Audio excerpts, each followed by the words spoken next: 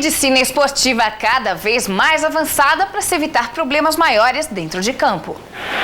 O corpo humano é como um carro. Quando esquenta demais, para de funcionar como deveria.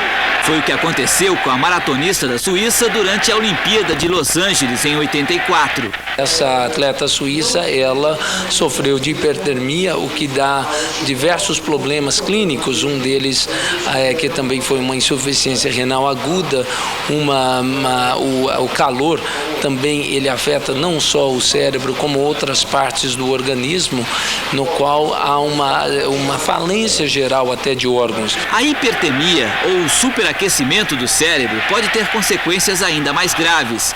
Se no carro o motor pode fundir, no corpo humano o resultado é uma parada cardíaca. Provavelmente a causa da morte do jogador de Camarões durante um jogo pela Copa das Confederações. Mas a grande diferença do carro e do corpo humano é que nós não temos uma luz vermelha que indica o superaquecimento. Na verdade, não tínhamos. Esse médico pesquisador brasileiro desenvolveu nos Estados Unidos uma espécie de termômetro que consegue monitorar a temperatura de uma pessoa 24 horas por dia. O ponto de captação dessa temperatura fica acima do nariz, entre os olhos. Com o auxiliar de um radiotransmissor, essas informações são passadas para o computador. Um ciclista, por exemplo, pode usar um óculos como este.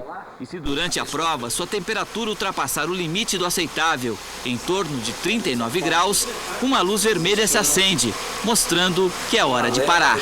Esse tipo de monitoramento pode ser utilizado, por exemplo, num time inteiro de futebol. Cada atleta receberia um sensor em forma de adesivo como esse.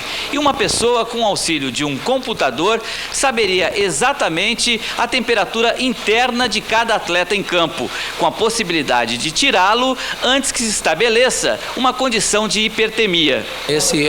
O nosso trabalho tem como objetivo fazer com que esse dispositivo seja usado de uma forma geral, pela população em geral, tanto para monitorar o momento da recreação, quanto para monitorar, por exemplo, a febre na criança em casa ou de um outro familiar, de uma forma contínua.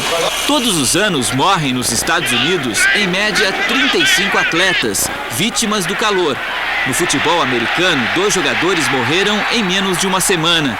Com esse monitoramento, muitas mortes poderão ser evitadas. Com essa tecnologia, nós vamos poder, então, diagnosticar mais precisamente as causas de morte, que no caso, elas não estavam sendo muitas vezes identificadas, porque o paciente morria de um ataque cardíaco e a temperatura naquele momento não tinha sido medida.